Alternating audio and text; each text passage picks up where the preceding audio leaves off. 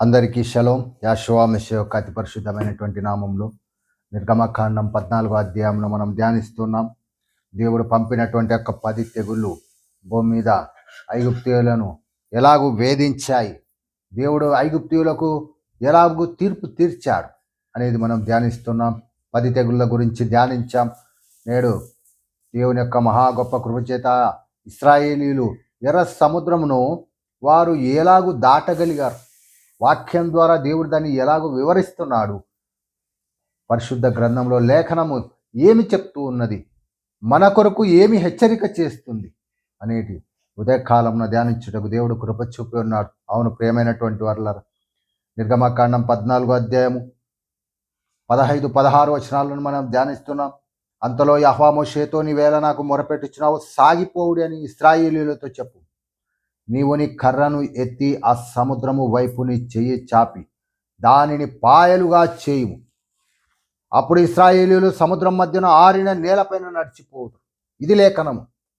అవును ప్రియమైనటువంటి వారలారా, దేవుని యొక్క అద్భుత కార్యమును, దేవుని యొక్క ఆశ్చర్య కార్యమును, ఒక గొప్ప కార్యమును ఇశ్రాయేలీయుల జీవితంలో దేవుడు చేయబోతున్నాడు. నిర్గమకాండం 14వ అధ్యాయం 15-16 వచనాల్లో, నీవు నీ కర్రను ఎత్తి ఆ సముద్రము వైపు నీ చెయ్యి చాపి.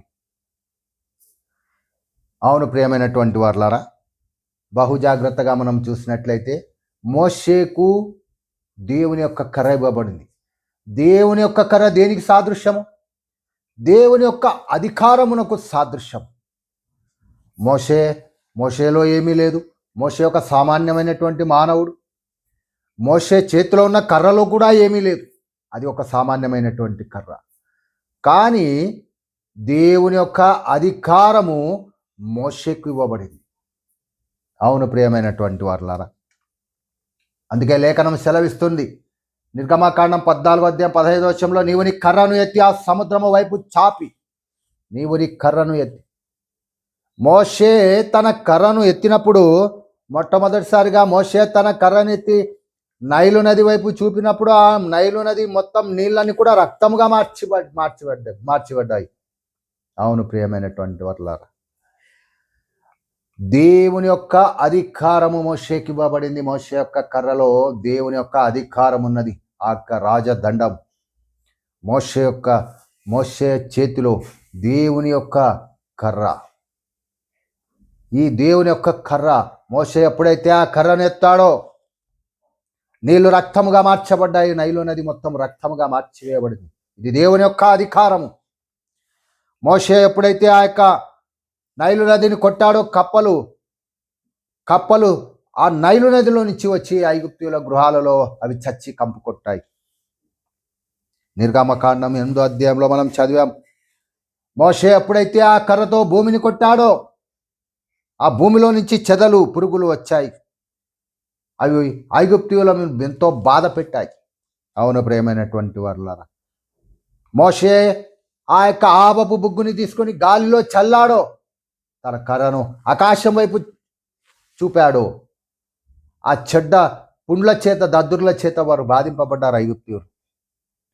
మోషే తన కర్రను పైకెత్తినప్పుడు ఆకాశం నుంచి వడగండ్లు, అగ్నితో కూడినటువంటి పిడుగులు పడ్డాయి. అవును ప్రియమైనటువంటి వారలారా, మోషే ఆకాశం వైపు తన చేతిని చాచాడు. మోషే ఆకాశం వైపు తన చేతిని 3 దినములు కటిక గాఢాంధకారము కలిగింది.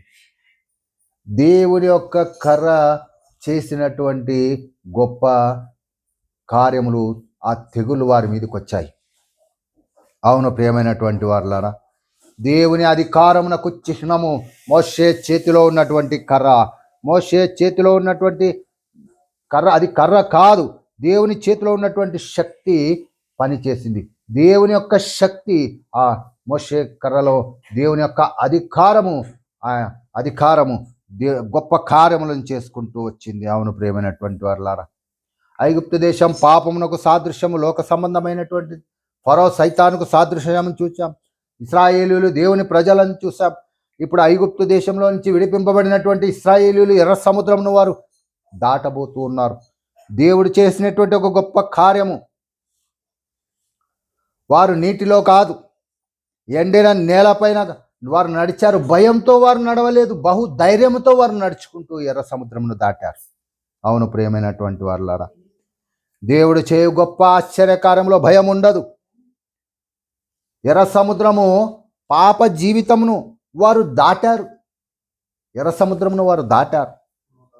ఐగుప్తులో పాప జీవితము, ఐగుప్తు దేనికి సాదృశ్యం? పాప జీవితం. ఎర్ర సముద్రమును దాటారు ఇశ్రాయేలీలు. వారి విమోచన మార్గము అది.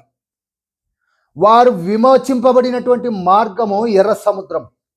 వెనక ఫరో యొక్క సైన్యము మరలా వారిని చెర తీసుకొని పోవాలని ఫరో తన సైన్యమును తీసుకొని వస్తున్నారు. ముందు ఎర్ర సముద్రమును వారు చూచి భయపడ్డారు.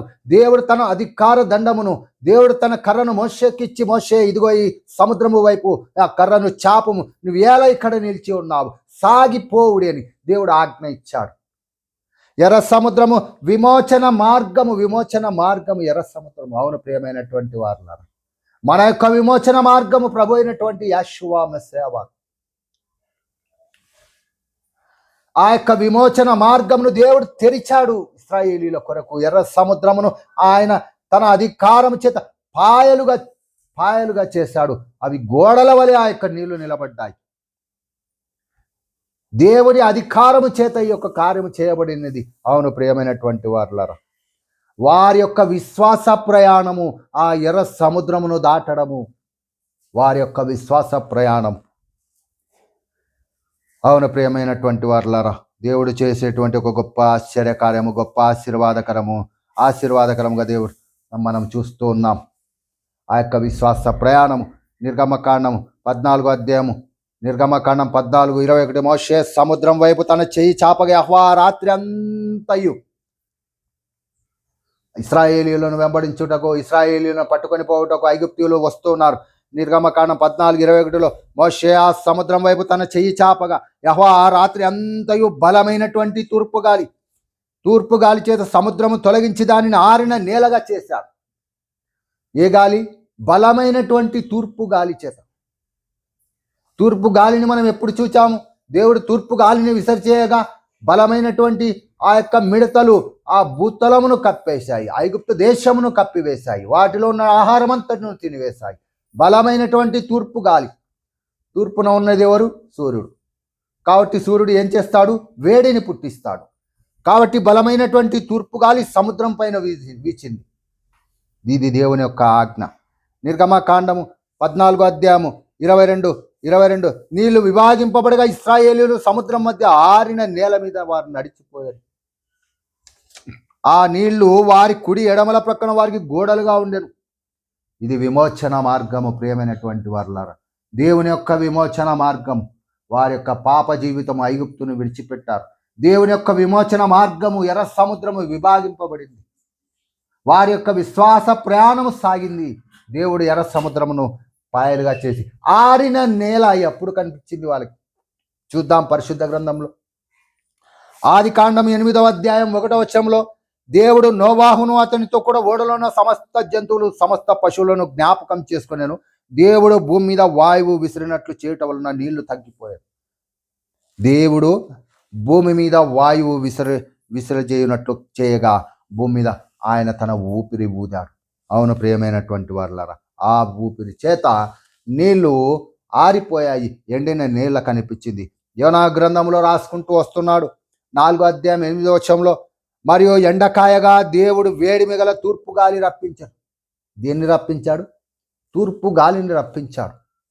తూర్పు గాలిని రప్పించినప్పుడు యోనా తలకు ఎండ దెబ్బ తగిలిన అతడు సొమ్మసిల్లి చచ్చుట నాకు మేలనుకొని అతడు నిర్ణయించుకున్నాడు. అవును ప్రియమైనటువంటి వారులారా, దేవుడు ఎప్పుడైతే తూర్పు గాలిని రప్పిస్తాడో అప్పుడు ఒక అద్భుత కార్యము.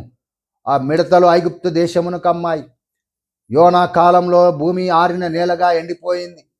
తర్వాత ఎప్పుడైతే తూర్పు గాలి, హోషేయ గ్రంథం 13:15 నిజముగా ఎఫ్రాయిము తన సహోదరులలో ఫలాభివృద్ధి నందును, అయితే తూర్పు గాలి వచ్చును, యెహోవా పుట్టించు గాలి అరణ్యంలో నుండి లేచును, అది రాగా అతని నీటి బుగ్గలు ఎండిపోవు. అది రాగా, తూర్పు గాలి రాగా వారి నీటి బుగ్గలు ఎండిపోవును. దేవుడు తూర్పు గాలిని విసరజేయగా ఎర్ర సముద్రము పాయలుగా చీల్చబడింది. వారు పాయలుగా చేయబడినటువంటి ఎర్ర సముద్రంలో ఆ యొక్క నార పాచి జారుడు స్థలంలో బురదలో వారు నడిచి వెళ్ళలేదు ప్రియమైనటువంటి వాళ్ళు. ఆరిన నేలపైన, పొడి నేలపైన వారు నడిచిరని లేఖనము సెలవిస్తుంది. నిర్గమకాండం 14 అధ్యాయం 20, 21, 22 వచనంలో ఆరిన నేలపైన, పొడి నేలపైన వారు విభాగింపబడినటువంటి ఎర్ర సముద్రంలో బురదలో ఆ బురదలో రాళ్లలో వారు నడుచుకుంటూ వెళ్ళలేదు. ఆరిన నేలపైన, తడి నేలపైన వారు నడవలేదు ప్రియమైనటువంటి వారులారా. ఆరిన నేలపైన వారు నడిచారు. అందుకే హోషేయ గ్రంథం 11, 13 అధ్యాయం 15 వచనంలో యెహోవా పుట్టించు గాలి అరణ్యంలో నుండి లేచును, అది రాగా అతని నీటి బుగ్గలు ఎండిపోవు. తూర్పు గాలిని రప్పించినప్పుడు ఆ యొక్క తూర్పు గాలి వేడిమికి ఎర్ర సముద్రము విభాగింపబడింది. మోషే తన కర్రను ఎత్తి ఆ సముద్రము వైపు చాపాడు. దేవుని యొక్క రాజదండము, దేవుని యొక్క దండము, దేవుని యొక్క కర్ర ఎర్ర సముద్రం వైపు చాపినప్పుడు దేవుడు తూర్పు గాలిని రప్పించాడు. తూర్పు గాలిని రప్పించినప్పుడు ఎర్ర సముద్రము ఎండిపోయింది, విభాగింపబడింది. ఆ ఎండినటువంటి ఆరిన నేలపైన ఇశ్రాయేలు నడుచుకుంటూ వెళ్ళారు. నెహెమ్యా గ్రంథము 9 అధ్యాయం 11 వచనంలో మరియు నీ జనులేదుట నీవు సముద్రమును విభాగించినందున వారు సముద్రం మధ్య పొడి నేలను నడిచిరి. వారు తడి నేల బురదలో వారు నడవలేదు. నెహెమ్యా గ్రంథము 9:11లో పొడి నేలను వారు నడిచిరు. ఒకడు లోతు నీట రాయి వేసినట్లు వారిని తరిమిన వారిని అగాధ జలములలో నీవు పడజేసితివి. వారి వెనుకల వచ్చినటువంటి ఐగుప్తీయులు ఆ యొక్క నీళ్లలో వారు మునిగిపోయారు. ప్రియమైనటువంటి వారులారా, నీవు నీ కర్రను ఎత్తి దేవుడిచ్చినటువంటి ఆ కర్రను ఎత్తి మోషే నీళ్లపైన చూపించినప్పుడు ఆ గొప్ప కార్యము జరిగింది. అవును ప్రియమైనటువంటి వారులారా, అందుకే బహుజాగ్రత్తగా మనం పరిశుద్ధ గ్రంథం చదువుకోవాలి. 14 అధ్యాయం 19 వచనంలో 14 అధ్యాయం 17, 19లో నేనే ఐగుప్తీయుల హృదయములను కఠినపరచుదును, వారు వీరిని తరుముదురు. నేను ఫరో వలన అతని సమస్త సేనలను, అతని రథములను వలన, అతనికి గుర్రపు రౌతుల వలన నాకు మహిమ తెచ్చుకుంది. దేవుడు ఆ యొక్క ఫరోను, ఐగుప్తులను, వారిని ఆ యొక్క ఎర్ర సముద్రంలో వారి రథ చక్రములను ఊడి పడులాగున ఆ యొక్క సముద్రములో వారిని ముంచివేసి దేవుడు తన నామమునకు మహిమ తెచ్చుకున్నాడు. ఇశ్రాయేలీయులు ఆ రాత్రి అంతయు బలమైనటువంటి తూర్పు గాలి చేత సముద్రము విభాగింపబడిన తర్వాత ఆ రాత్రికాల సమయంలో దేవుని యొక్క దూత ఇశ్రాయేలీయులకు ముందుగా నడిచినటువంటి నీ ముందర నడుచువాడు యెహోవాయే అని దేవుడు సెలవిచ్చాడు. ఆ దూత ఇశ్రాయేలీయుల వెనక వైపు వెళ్ళి ఆ ఫరోకును అతని సైన్యమునకు చీకటి కలగచేసింది. అవును ప్రియమైనటువంటి వారు, చూద్దాం లేఖనము ఏం చెప్తుంది. ఆ ఐగుప్తీయుల సేనకు ఇశ్రాయేలీయుల సేనకు నడుమ ప్రవేశించను. అది మేఘము కనుక వారి చీకటి కలిగెను, కానీ రాత్రి అది వీరికి వెలుగిచ్చను. ఆ మేఘము వారి మధ్యలో ప్రవేశించింది, ఇశ్రాయేలీయులకు వెలుగిచ్చింది, ఐగుప్తీయులకు చీకటి ఇచ్చింది. కాబట్టి ఆ రాత్రి అంతయు ఐగుప్తులు సేన ఇశ్రాయేలీయులను సమీపించలేదు. చీకటిలో వారికి ఏమీ కనపడలేదు. కాబట్టి ఐగుప్తీయులకు ఇశ్రాయేలీయులను వారు సమీపించలేకపోయారు. అందుకే నిర్గమకాండం 14:21లో మోషే సముద్రం వైపు తన చేయి చాపగా మరలా వారు సముద్రమును దాటి వెళ్ళిపోయారు. మరలా మోషే సముద్రం వైపు చేయి చాపగా సముద్రము నీళ్లు పొర్లాయి. వారి ఐగుప్తీయుల మీద ఆ నీళ్లు వచ్చేసి వారు మరణించారు. నీళ్లు విభావింపబడుగా ఇశ్రాయేలు సముద్రం మధ్యన ఆరిన నేల మీద నడిచిపోయేది. నిర్గమకాండం 14:22లో అయితే వేకువజామున యెహోవా అగ్ని మేఘమయమైన స్తంభము నుండి ఐగుప్తుల దండు వైపు చూచి ఐగుప్తుల దండును కలవరపరిచాడు. దేవుని కార్యమే కనపడుతుంది. దేవుని కార్యము ఎలా చూచాం మనం? మోషే తన కర్రను చాపినప్పుడు దేవుడు తూర్పు గాలిని రప్పించాడు, సముద్రము విభాగించాడు. పొడి నేలపైన ఆ నేల పొడి నేలగా మారింది. ఇది దేవుని కార్యం, ఇది దైవిక కార్యం. ఇశ్రాయేలీయులు తమ విమోచన మార్గమును కనుగొన్నారు. విమోచన మార్గమును దేవుడు తెరిచాడు ఇశ్రాయేలీయులకు. పాప జీవితం నుంచి విడిపించాడు ఇశ్రాయేలీయులను. వారు దేవుని అధికారమును చూశారు, దేవుని బలమును చూశారు, వారి యొక్క విశ్వాస ప్రయాణమును కొనసాగించారు. అవును ప్రియమైనటువంటి వారులారా, మనం నేర్చుకొనవలసినటువంటి ఒక ఆత్మీయ సత్యం ఈ దినమున ఆ యొక్క ఎర్ర సముద్రమును గురించి, విడిపింపబడినటువంటి ఇశ్రాయేలీయులను గురించి మనము నేర్చుకొనవలసినటువంటి ఆ యొక్క ఆత్మీయ సత్యము, విమోచన మార్గము ఇశ్రాయేలీయులకు దేవుడు ఎలాగూ కలిగచేశాడు. మనకు కూడా దేవుడు తన విమోచన మార్గమును కలగ చేయగలడు. మన ఐగుప్తులు పాప జీవితమును విడిచిపెట్టి వచ్చారు, అలాగే మనం కూడా మన లోక సంబంధమైనటువంటి పాప జీవితమును విడిచిపెట్టి ప్రభు అయినటువంటి యెహోవా మెస్సియా శిలువ చెంతకు మనము చేరాలి. మనము దేవుని అధికారమునకు లోబడాలి. ఇది మోషే చేతిలో ఉన్నటువంటి దేవుని యొక్క కర్ర దేవుని అధికారమునకు సాదృశ్యం. ఈ దినమున ఆ యొక్క కర్ర శిలువ, ఆ యొక్క చెక్క శిలువ కర్రలో మన యొక్క విమోచన ఉన్నది. మన యొక్క మనకు మార్గము తెరవబడి ఉన్నది. అవును ప్రియమైనటువంటి వాళ్ళ, అందులో మన యొక్క విశ్వాస ప్రయాణమును మనము కొనసాగించాలనేటువంటి ఆత్మీయ సత్యమును దేవుడు తెలియచెప్తూ వస్తున్నారు. లోకం అనేటువంటి ఐగుప్త జీవితమును విడిచిపెట్టి మనం విశ్వాసంగా మారాం. మన ప్రయాణమును దేని ఆధారం చేసుకుని నడవాలి. మోషే చేతిలో ఉన్నటువంటి దేవుని అధికారము గల కర్ర వారిని నడిపించింది. ఈ దినమున ప్రభు అయినటువంటి యెహోవా మెస్సియా యొక్క శిలువ కార్యము, ఆ యొక్క శిలువ అడ్డు కర్ర, నిలువ కర్ర, ఆ శిలువ కర్ర మనల్ని జీవితాలను ఈ దినమున విమోచన మార్గము తెరిచి మన కొరకు విశ్వాస ప్రయాణమును మనము కొనసాగించుటకు దేవుడు మనల్ని పిలుస్తున్నాడు, నడిపిస్తున్నాడు. ఇది మన విశ్వాస ప్రయాణం.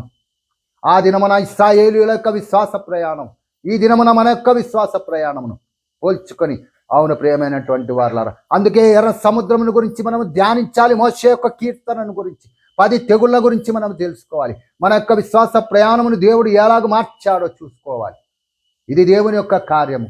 అవును ప్రియమైనటువంటి వారులారా, ఎలాగైతే ఐగుప్తీయులు వారు ఎర్ర సముద్రంలో మునిగిపోయారు, వారి ముందర నడుచుచున్నటువంటి ఆ యొక్క దూత, దేవుని యొక్క మేఘ స్తంభము, ఆ స్తంభము ఐగుప్తీయుల ముందరికి వచ్చింది. ఇశ్రాయేలీయుల వెనుకల నిలబడి వారికి గాఢాంధకారము కలగచేసింది. ఇశ్రాయేలీయులకు వెలుగునిచ్చింది.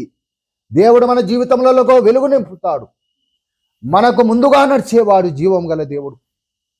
ఆయన యొక్క శిలువలో మరణించి 3వ దినమున సజీవుడై తిరిగి లేచాడు. కాబట్టి ఆ యొక్క మన విశ్వాస ప్రయాణము ఆ యొక్క శిలువను పట్టుకొని నడవాలి ఈ దినములో.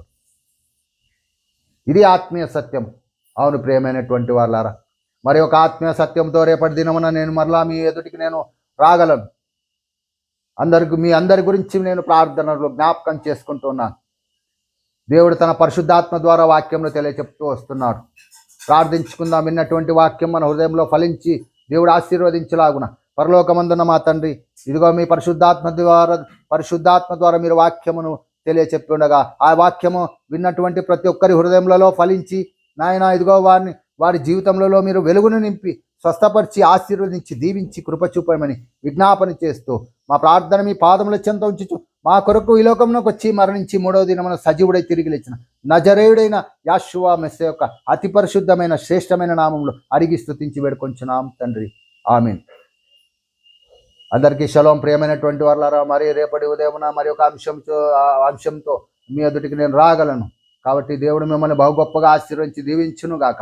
ఈ ఛానల్ ప్రతి ఒక్కరు కూడా లైక్ చేయండి, కామెంట్ చేయండి, అందరూ సబ్స్క్రైబ్ చేసుకునవలసిందిగా, ఎందుకంటే మీకు నోటిఫికేషన్లు వస్తాయి కాబట్టి మీరు సబ్స్క్రైబ్ చేయవలసిందిగా అందరికీ విజ్ఞాపన చేస్తూ ముగిస్తున్నాను.